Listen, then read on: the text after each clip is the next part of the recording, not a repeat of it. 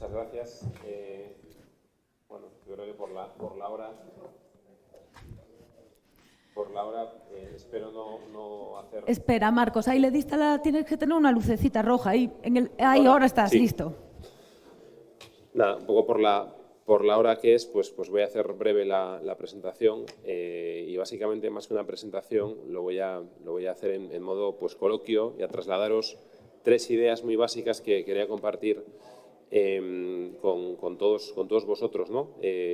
Agradeciendo, por supuesto, la oportunidad que siempre nos brinda Unirrisco y nuestro capital de participar en esta jornada.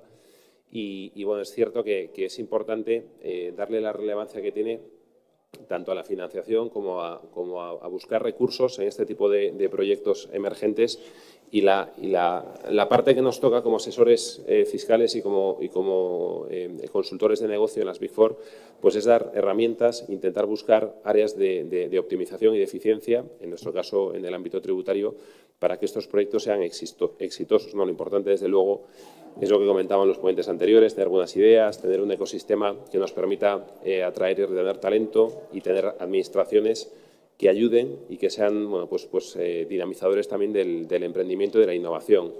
Desde nuestro punto de vista, asesoramos a las empresas en esa fase de intentar optimizar, sobre todo cuando trabajamos con startups, lo que es la caja, de que en los momentos iniciales pues no tengan problemas de liquidez o puedan pensar en ciencia y no en fiscalidad, ¿no?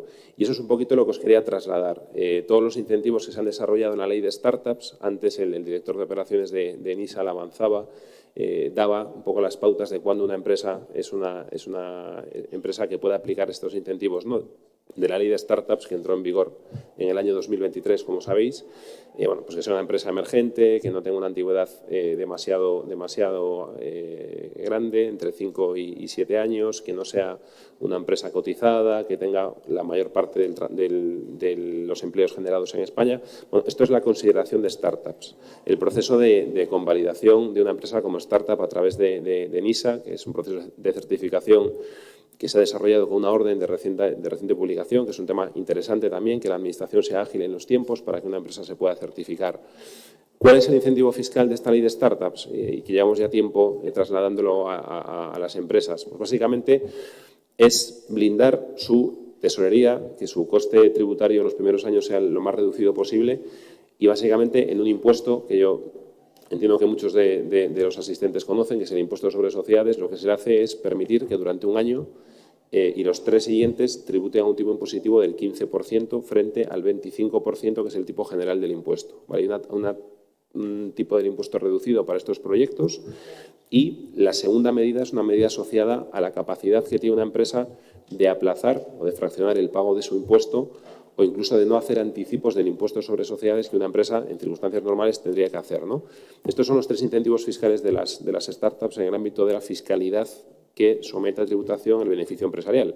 Menor tipo impositivo del impuesto sobre sociedades, hay un diferencial de 10 puntos, la posibilidad de aplazar sin intereses durante 12 o 6 meses el impuesto sobre sociedades que resulte a pagar y la capacidad de no adelantar el impuesto, ese pago anticipado del impuesto que una empresa normal tiene que hacer. Son incentivos muy importantes y que van asociados también a incentivos al mecenazgo o a la financiación privada para poder otorgar financiación a estos proyectos startups. Básicamente lo que se hace es mejorar en el ámbito del IRPF, que esto es un tema importante, la deducción por apoyar y financiar la creación de nuevas compañías. Esa figura histórica de los business angel, pues aquí lo que se hace es darle un incentivo a un financiador privado para que complemente la financiación de la administración y entidades financieras para que nos podamos involucrar en proyectos de esta naturaleza, ¿no?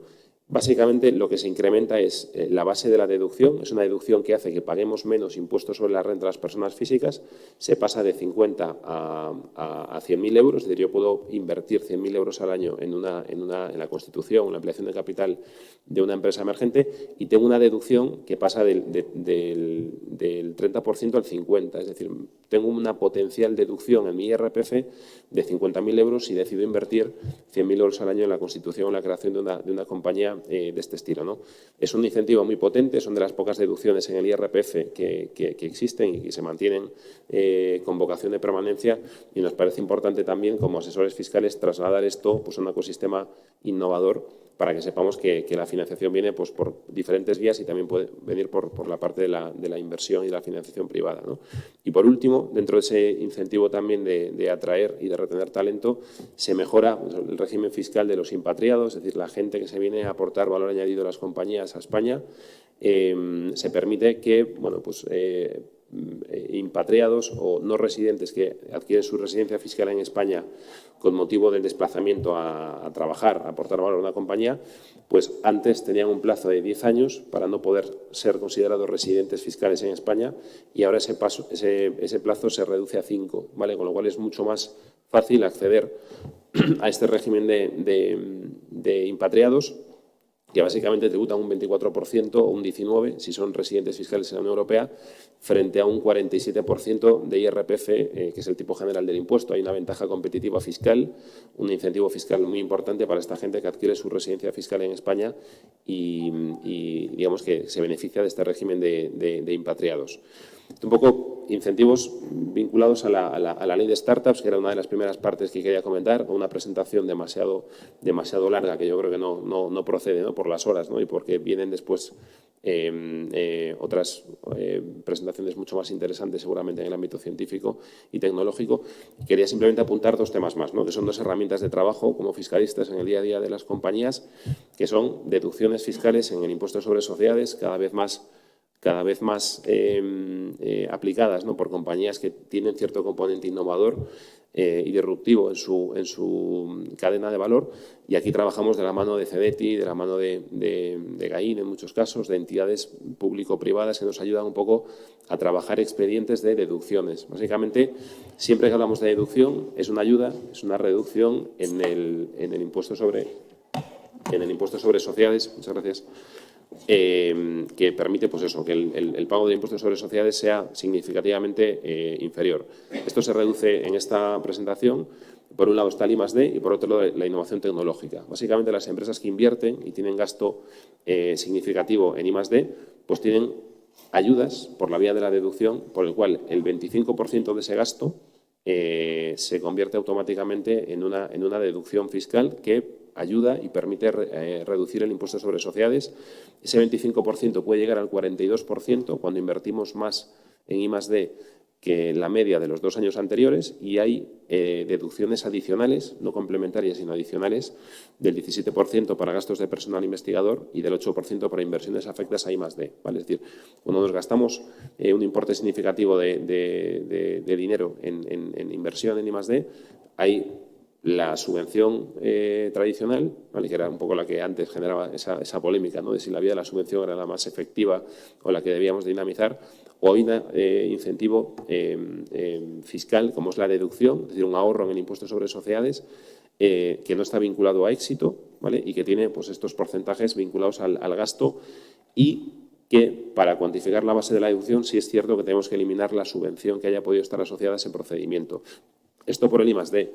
La innovación tecnológica reduce el porcentaje de beneficio fiscal al 12%, es decir, por cada euro que nos gastamos en innovar, es decir, en desarrollar y mejorar procesos o productos dentro de la propia compañía, pues el 12% de ese gasto lo podemos recuperar por la vía del ahorro fiscal asociado a la deducción por innovación tecnológica. Son 2 deducciones muy potentes, vinculadas, bueno, pues a muchos de los proyectos y de los incentivos, ¿no? que tienen que conocer los asistentes a este tipo de foros, y nos parece importante recalcarlo. Y es muy relevante también dentro de esa polémica que suele generar, ¿no? Los donativos en el mundo empresarial. No somos ajenos a las críticas que a veces generan, ¿no? Cuando un empresario, pues, efectúa determinados donativos a administraciones público o incluso a proyectos más de índole privado. Ahí hay un incentivo fiscal muy potente, ¿no? Que es una deducción por mecenazgo. Hay una ley, la 49/2002, que regula los incentivos fiscales del mecenazgo, regula qué entidades pueden recibir donativos y tener un tratamiento especialmente beneficioso por esos donativos. Y esta polémica se eliminaría quitando básicamente estas deducciones que veis abajo, ¿no? Las deducciones por donaciones a entidades acogidas a la ley del mecenazgo, que tenía un régimen hasta el año 2023 por el cual el 35% de una donación que yo efectúe a una entidad acogida a la ley del mecenazgo, una fundación, una asociación sin ánimo de lucro y con un carácter, en este caso, de divulgación o de investigación científica, pues da derecho a una deducción fiscal para la empresa, la sociedad que efectúa esa donación, ¿no? Cuando esa donación se efectúa durante 2 años seguidos, en un importe igual o superior a la de los 2 años anteriores, ese importe de deducción por donativos del 35% se eleva al 40%, ¿vale? O se elevaba, ¿vale? Este es el régimen que había hasta el año 2023. Insisto, genera muchísima curiosidad, ¿no? Y el hecho de que se critiquen tanto las deducciones por donativos y, lejos de eliminarse del ecosistema tributario, se han mejorado. Es decir, muchos grupos políticos que estaban un poco lanzando críticas, desde mi punto de vista, totalmente injustas, ¿no?, hacia estas donaciones, pues han mejorado el régimen fiscal de estos incentivos, ¿no? De tal manera que la deducción por donativos, insisto, aquí regulamos un poco, desarrollamos un poco qué es I+D, qué es innovación tecnológica, pero sin pararme demasiado, porque no son horas. Pero básicamente la mejora de la ley de incentivos fiscales del mecenazgo la tenemos aquí. Este es el resumen, ¿vale? Es decir, en el impuesto sobre sociedades, donde antes podía acreditar una deducción de un 35%, la general pasó a un 40%, es decir, cualquier donativo dinerario en especie que yo haga mediando la certificación oportuna por parte de la entidad que recibe esa donación, yo puedo acreditar y aplicar en impuestos sobre sociedades una deducción en cuota del 40%. Hemos pasado del 35% al 40% como el porcentaje básico de la deducción por donativos. El porcentaje incrementado, que antes os comentaba que era del 40%, cuando efectúo la misma donación a la misma entidad en un importe igual o superior respecto de los 2 años anteriores, pasa a ser del 50%. Es decir, un donativo dinerario genera una deducción potencial por parte del aportante, de la empresa que efectúe ese donativo, del 50%, lo cual es muy atractivo para las empresas que tienen una actividad recurrente con fundaciones, asociaciones, etcétera, ¿no? Nos parece que también tiene que ser algo que como asesores tenemos que dinamizar y poner en valor, que no solamente se ha cuestionado, sino que se ha mejorado el régimen fiscal del mecenazgo, ¿vale? Y el micromecenazgo, ese que afecta más al ámbito particular en el IRPF de las personas pues, que efectuamos determinados donativos a determinadas entidades de manera recurrente, también se ha mejorado. Se ha mejorado el mecenazgo empresarial, el mecenazgo particular de ámbito más privado y que tiene un retorno en un menor pago del impuesto sobre la renta de las personas físicas. Esto probablemente es más anecdótico, pero al final es un tema también que hay que saber trasladar y va asociado a esas deducciones que hacemos de ámbito más privado y que nos permiten aplicar deducciones en el IRPF hasta un límite máximo de 150 euros, que ahora se mejora, con una potencial deducción del 80% y superando ese límite máximo del 40%, ¿vale? Es lo que se llama el micromecenazgo en IRPF, que son esos donativos que cuando nos llegan los datos fiscales, ¿no?, para confirmar la declaración de la renta, pues vemos que determinados donativos recurrentes que hacemos pues dan derecho a aplicar automáticamente deducciones en el IRPF, ¿vale? Con lo cual, he ido rápido porque no procedía, ¿no?, en una jornada como esta, dedicarle más tiempo del estrictamente necesario a una materia como la tributaria, pero tres temas importantes que quería trasladar, ¿no? Es decir, intentar dinamizar, intentar aplicar y poner en valor los incentivos de la ley de startups, está para que sean aplicados.